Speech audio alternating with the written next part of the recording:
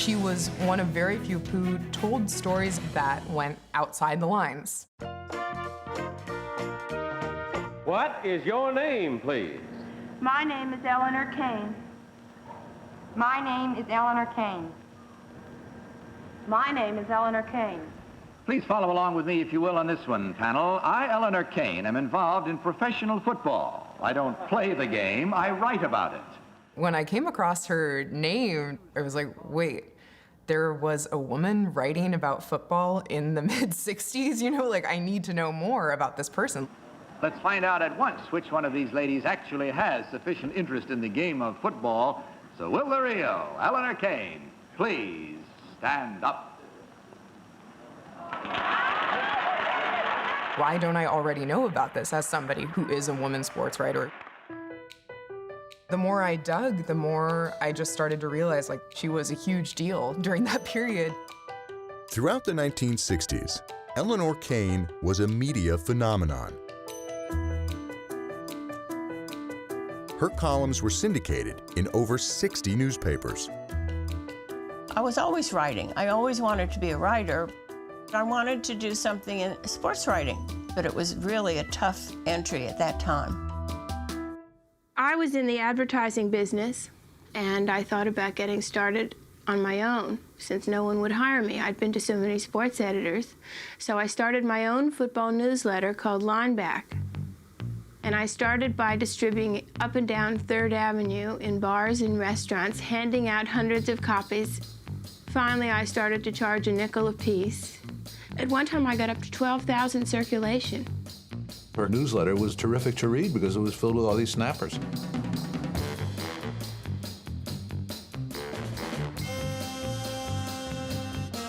I loved it, and I don't think I ever missed one. I read it. She had Pete Rozelle among her subscribers. As the newsletter became more popular, she gained more and more credibility. And from there, everything just exploded. There were profiles done on her in Vogue, in Harper's Bazaar. She was a very clever writer. I remember one of her lines that still tickles me to this day is that Don Shula would rather eat worms than go for it on 4th down. Let's go! Which is a true statement. No one had thought to put it quite that way, but that was Elinor. She was one of very few sports writers at that time who told stories about the NFL that went outside the lines. Here's Rosie Greer. Talk about it. He's secure. He's doing needle points. How many football players have you ever heard who shaved their legs before games? Joe Namath did that. She loved to talk about what they did off the field, the way their personalities were. Even gossipy things that no other writers would want to touch.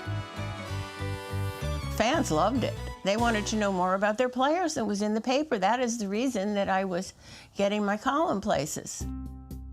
When her articles first started getting picked up, there was a very condescending approach to what she was doing.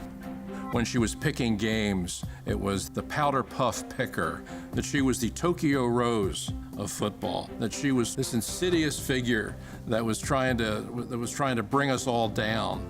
And it was so nonsensical. Elinor's depth of knowledge on football, the male writers found that intimidating. The football writers, they didn't want a girl in. In the beginning, I looked at her as everybody else did, you know, as a sort of hee-haw macho idiot. Who does she think she is? But as soon as I started reading it, I realized that this was very good stuff. But they didn't really know how serious she was. They were kind of dismissive and, oh, she's just one of those women that's trying to get in the press box. In 1969, that's exactly what she intended to do, when the Super Bowl champion New York Jets were set to face the New York Giants for the first time in NFL history. Everyone was really looking forward to it, and especially because of Namath.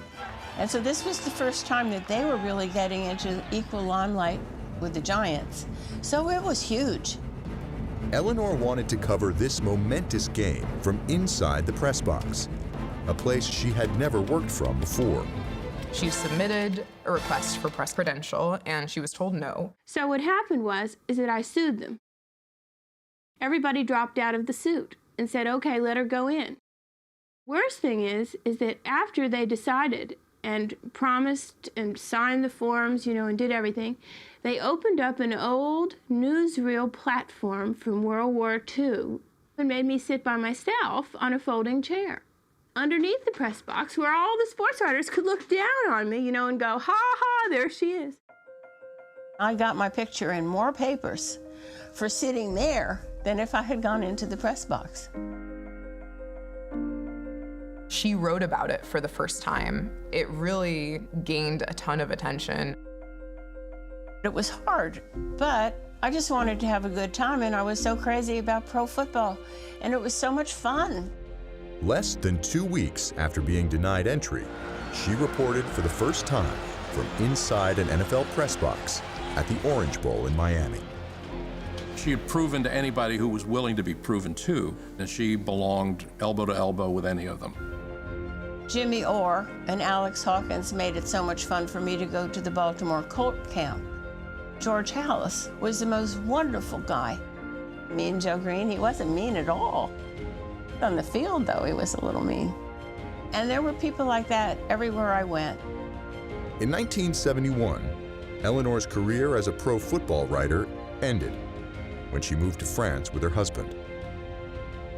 Now 85 and back in the U.S., Elinor is still obsessed with football, and she has found a new outlet for her quick wit.